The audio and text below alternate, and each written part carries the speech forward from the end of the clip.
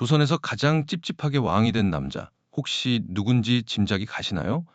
조카의 피를 밟고 왕위에 오른 조선 최악의 쿠데타 주역, 흔히 피도 눈물도 없는 권력의 화신으로 기억되는 세조입니다. 하지만 실록이 기록한 그의 진짜 모습은 조금 다릅니다. 그는 매일 밤 과로에 시달리며 조선의 법과 제도를 미친 듯이 뜯어고친 조선 역사상 최악의 워커홀릭이었습니다. 문제는 이 피로 권력을 훔친 왕이 남긴 업적들이 하나같이 조선을 500년이나 버티게 만든 완벽한 뼈대가 되었다는 겁니다. 단순히 왕위에 오르는 것만 목적이었다면 적당히 권력을 누리며 편하게 살아도 됐을 텐데 말이죠. 도대체 왜 이미 최고 권력을 쥔 폭군은 스스로를 갉아먹으며 일에 미쳐야만 했을까요? 왕관을 썼지만 그의 내면은 끔찍한 고립감으로 가득했을 겁니다. 조카를 몰아내고 형제와 충신들을 베어버린 손, 자신을 향해 엎드려 전하를 외치지만 속으로는 자신을 짐승만도 못하다고 경멸하고 있을 수백 명의 엘리트 관료들, 그들의 정수리를 내려다보며 그는 깨달았을 것입니다.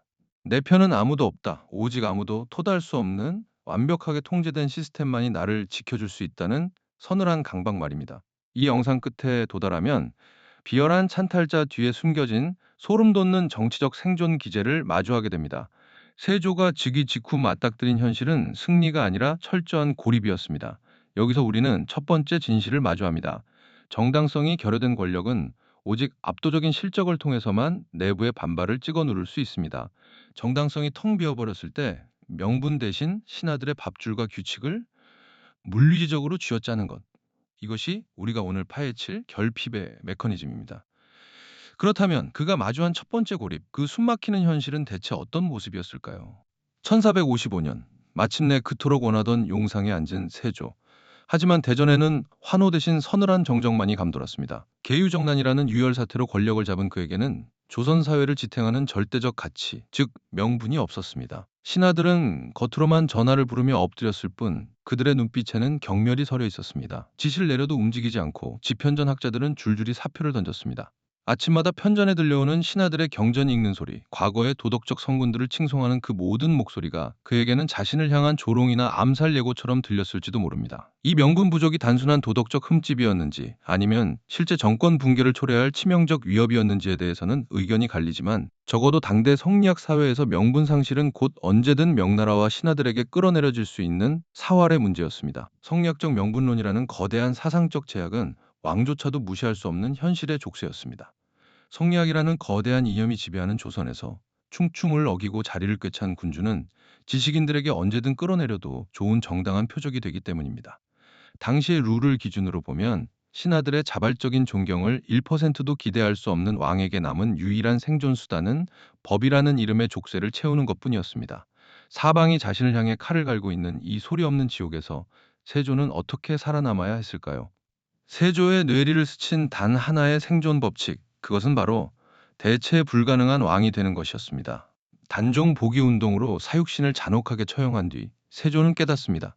공포 정치로 사람의 목을 벨 수는 있어도 마음속 불만까지 베어버릴 수는 없다는 것을요. 칼로 목을 베는 공포 정치는 언젠가 한계에 부딪히기 마련입니다. 그래서 그는 사람을 죽이는 대신 시스템을 통째로 뜯어고쳐 감히 반항할 엄두조차 내지 못할 판을 짜기로 결심합니다.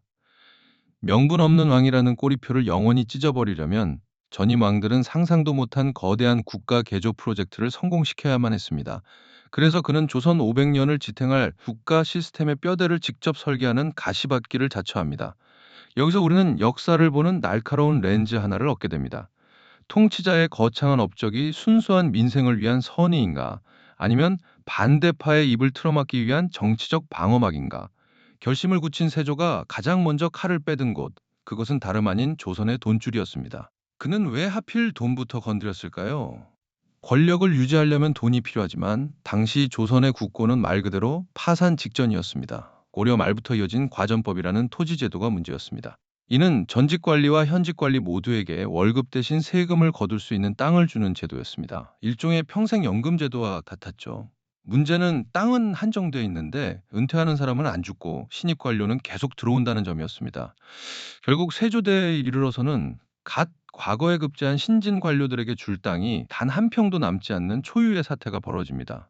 한정된 토지와 농업 생산력이라는 당대의 물리적 제약은 권력자의 의지만으로는 해결할 수 없는 거대한 벽이었습니다.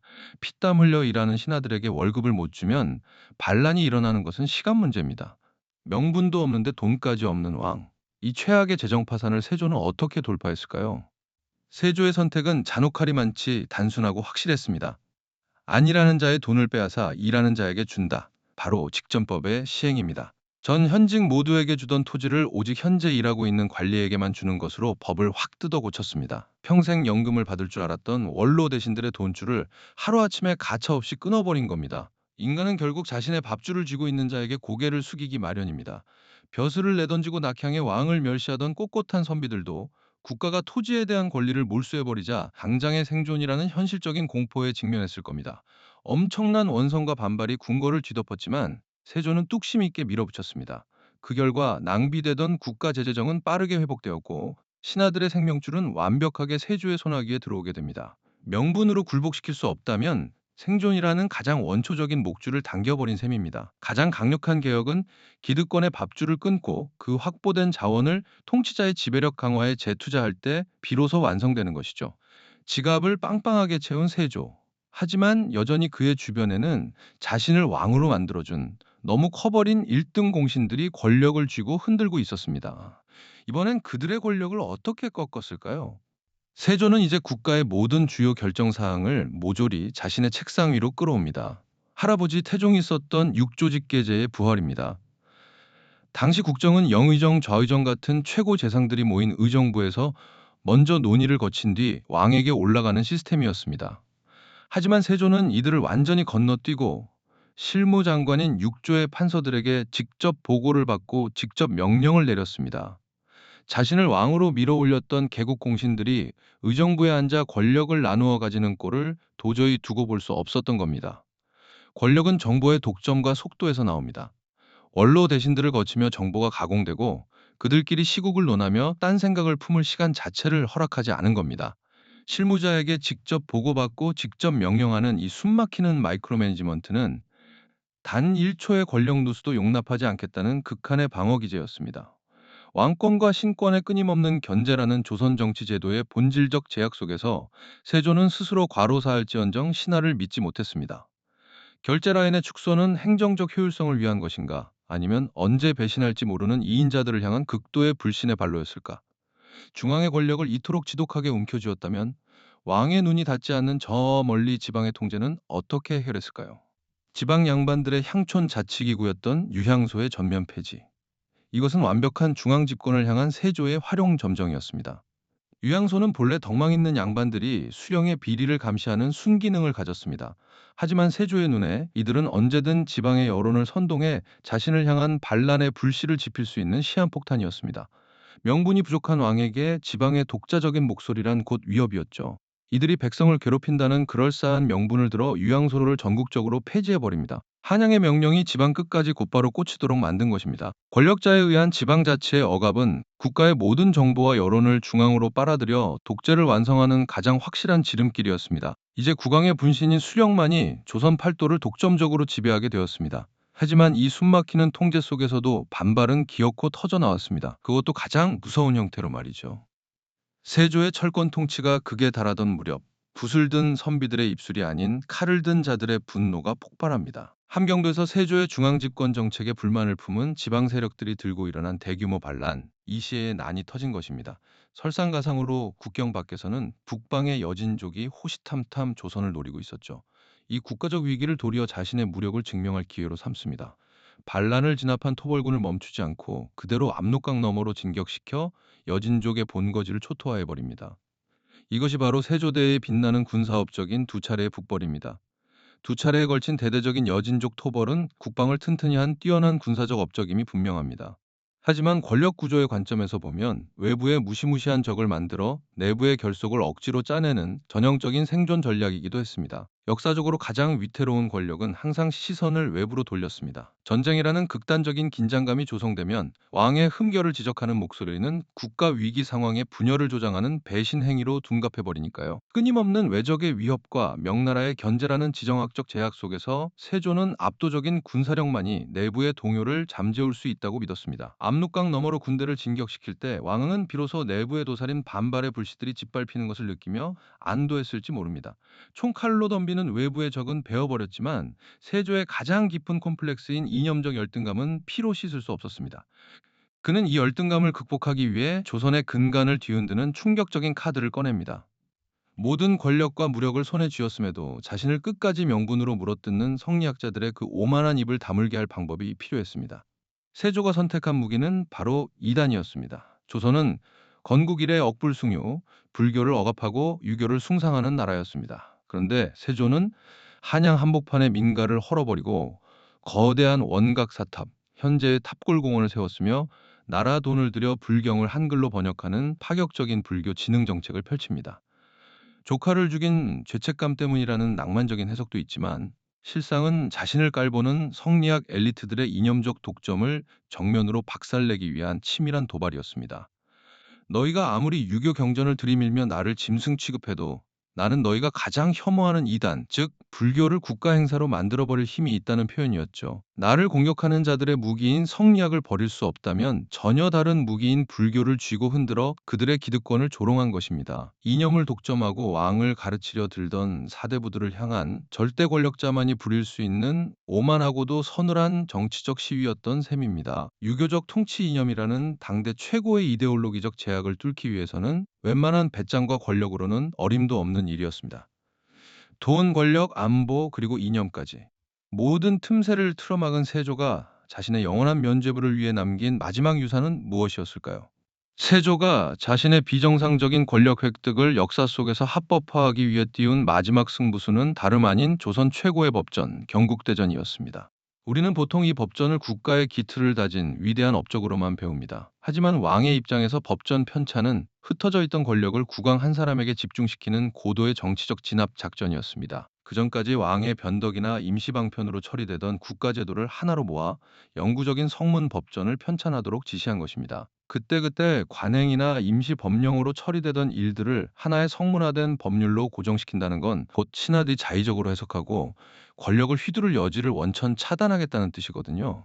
기록은 그가 경제를 다루는 호전과 법률을 다루는 형전의 초안을 직접 챙기며 조항 하나하나를 집요하게 따져 물었다고 전합니다. 앞으로의 국가는 왕의 기분이 아니라 체계적인 법이라는 시스템으로 굴러가도록 못을 박았습니다. 신하들이 걸핏하면 옛 선왕들의 관행이 이러합니다. 유교적 이상에 어긋납니다라며 왕의 앞길을 막아설 때 그 입을 가장 완벽하고 합법적으로 다물게 하는 방법. 자의적인 해석의 여지를 남기지 않는 치밀한 명문화. 그는 반대파들을 통제하기 위해 그들 스스로 꼼짝 못할 거대한 국가 매뉴얼을 써내려간 겁니다. 이것은 소름 돋는 모순입니다. 법과 도덕을 무참히 짓밟고 왕위에 오른 자가 후대에게는 철저하게 법을 지키라고 강요한 것이니까요. 독재자가 남긴 거대한 성문 법전은 백성을 지키기 위한 보호막이었을지 아니면 자신의 불법적 권력을 포장하고 후대의 도전을 원천 봉쇄하기 위한 문서적 족쇄였는지 의견이 많이 갈립니다. 하지만 이 법전 덕분에 세조는 단순한 찬탈자가 아니라 조선의 제도를 완성한 명군으로 역사에 기록될 명분을 스스로 쟁취해냈습니다. 우리는 세조의 치세를 추적하며 비정상적 권력이 낳은 정상적인 시스템이라는 역사의 지독한 아이러니를 목격했습니다. 정당성이 없었기에 뼈를 깎는 직전법으로 재정을 쥐어짰고 명분이 없었기에 편집증적인 육조직 계제로 권력을 통제했으며 두려움이 컸기에 북벌과 경국대전이라는 압도적인 성과에 매달렸습니다. 실록과 같은 당대의 기록들을 교차해서 읽어보면 그의 빛나는 업적과 그를 향한 저주에 가까운 비판이 날카롭게 부딪히는 것을 볼 수 있습니다. 기록은 그가 이룩한 법전 편찬이나 영토 확장에 대해서는 상세히 인정합니다. 하지만 동시에 왕위를 찬탈한 도덕적 흠결에 대해서는 집요하게 꼬리표를 달아두죠. 물리적인 권력을 완벽하게 장악한 왕조차도 역사가들이 쥐고 있는 붓끝의 서늘한 평가는 끝내 통제하지 못했습니다. 그가 그토록 밤낮 없이 업적에 매달렸던 근원이 결국 후대의 역사책에서 단순한 찬탈자로만 남고 싶지 않았던 인정받지 못한 자의 서글픈 발버둥이었다고 차갑게 분석할 수도 있습니다. 조선 왕조 500년을 버티게 한 가장 강력하고 단단한 하드웨어는 아이러니하게도 가장 명분 없는 권력자의 깊은 콤플렉스와 피 어린 불안감 위에서 재련되었습니다. 살아남기 위해 발버둥 친 한 개인의 콤플렉스와 이기적인 방어 기제가 결과적으로는 국가라는 거대한 시스템의 나사를 가장 단단하게 조여버린 역설. 위대한 제도가 반드시 숭고한 도덕적 동기에서만 출발하는 것은 아니라는 사실은 역사가 보여주는 몹시 냉혹하고도 뼈아픈 진실입니다. 여기서 우리는 역사를 꿰뚫는 통찰과 함께 이 기나긴 추적을 마칩니다. 역사는 승자의 여유로운 선의로 발전하는 것이 아니라 살아남으려는 자의 처절한 투쟁과 강박 속에서 구조적 도약을 이룹니다.